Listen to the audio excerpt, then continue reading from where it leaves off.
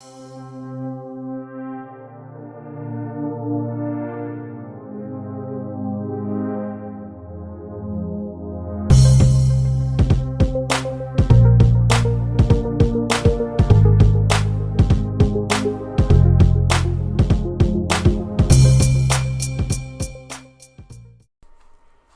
and welcome back to Redirecting. As this pandemic continues and things are heating up worldwide, a lot of people have concerns about how they're going to feed their family. And we're starting to see more and more news reports about meat packing plants that are shutting down. So that means a whole lot of things for a whole lot of people. It's not just that you won't have access to go and buy meats, right?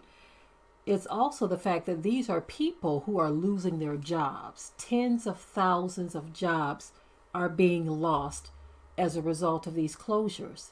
And so what many are stating, the UN, as a matter of fact, they are saying that within months we could see a global food crisis, a famine of biblical proportions. Whenever they say biblical proportions, they're trying to let you know that it's going to be astronomical. So one thing that I've noticed, I noticed in Michigan, they were saying that a lot of the farmers, as a matter of fact, one farmer was speaking on this himself, how because a lot of the meat processing plants are closing as well, he has nowhere to send his cattle to be processed. So he's going to have to sell some of his cattle, or a lot of his cattle, because this was his business, and businesses are folding because farmers, they typically raise the animals. Most of them don't process the animals. Not saying that some farmers can't do it, but that isn't what they're in the business of doing. They're in the business of raising animals, and you have meat packing plants that are in the business of butchering and processing animals, you see.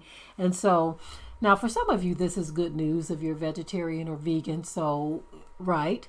But the vast majority of the people, especially here in this country, have grown accustomed to eating meat.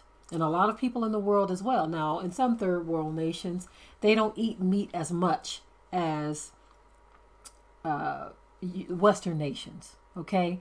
And so for them, it's not going to be a big loss. But those who have gotten used to eating this way, this spells famine for them. Some people will go out of their minds if they can't eat meat, right? I'm not going to get off into the whole idea of getting off of meats is healthier for you. That's not what this video is about, because everything has its place. I'll talk about that at a later time if I get a chance. But this pandemic is opening up a lot of different scenarios to where people are just panicking. Many cans of worms are being opened up right now. People don't know what to do. They don't know how to grow food. They don't know where to go and get food if there's a shortage. They don't know how to forage. A lot of people don't know what's actually food that may be in their yards right now as we speak, because we have been trained, in a sense, as a society to depend on something outside of us for survival. And so this is why a lot of people are in panic mode right now. It's unfortunate, but we know a lot of people personally who have been depending on restaurants to eat. And that's very sad, to where a restaurant is your only course of action because you have no access to food.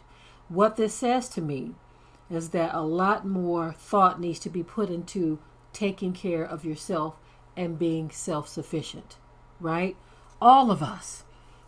I'm not saying that we are there. I say that a lot when I'm talking about these things, because I don't want anyone to get the feeling or the thought that I think that we have it all together. We don't. There are things we need to do as well. I'm saying this as an encouragement to you to right now, as you look around and you see what's happening, okay?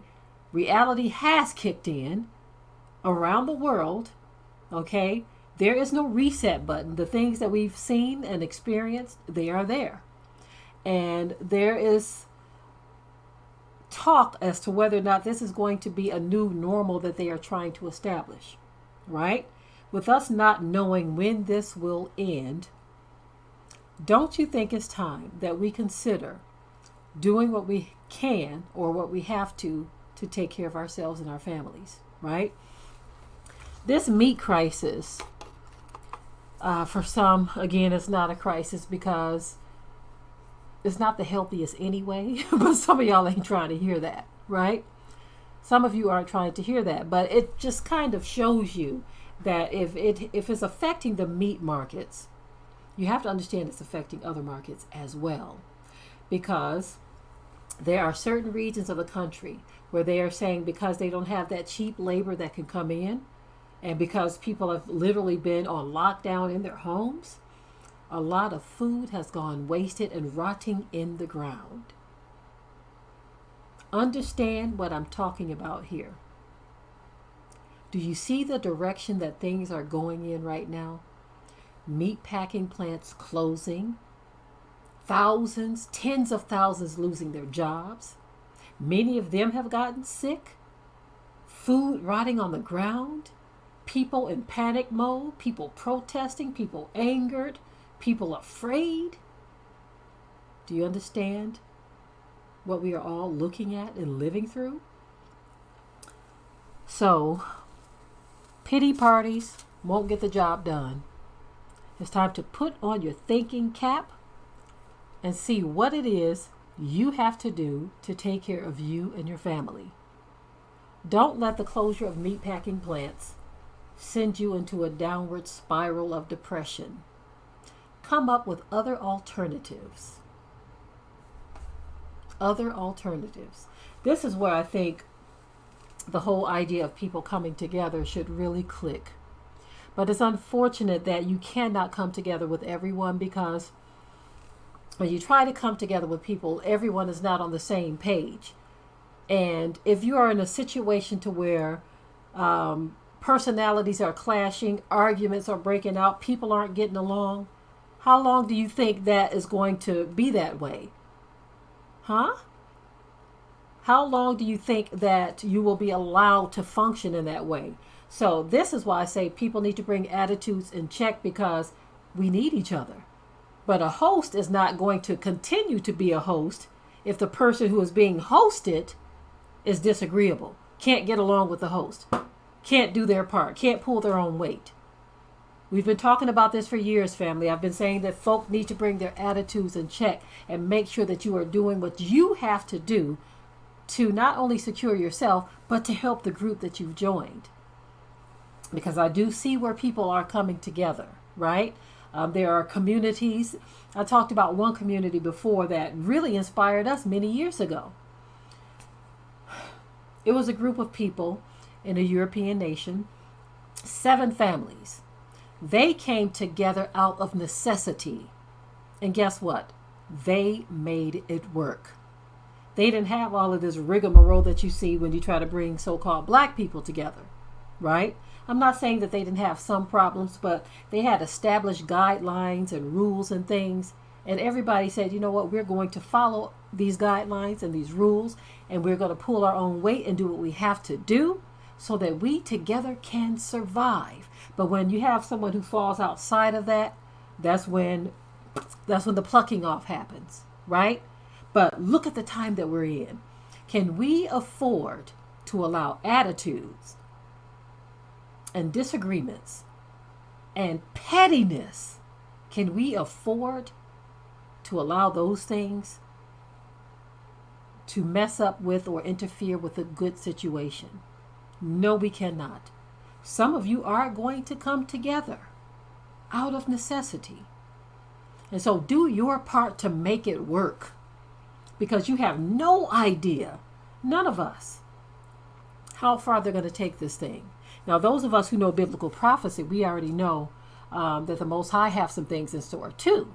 Okay, but outside of biblical prophecy, we have no idea how long they're going to draw this thing out. So with that, you need to learn how to get along and do what you have to do to secure your position. Okay, we're going to need each other, family. With that, I will say shalom. Be sure to ring the bell to be notified of new uploads on this channel, and also comment, share, like, and subscribe.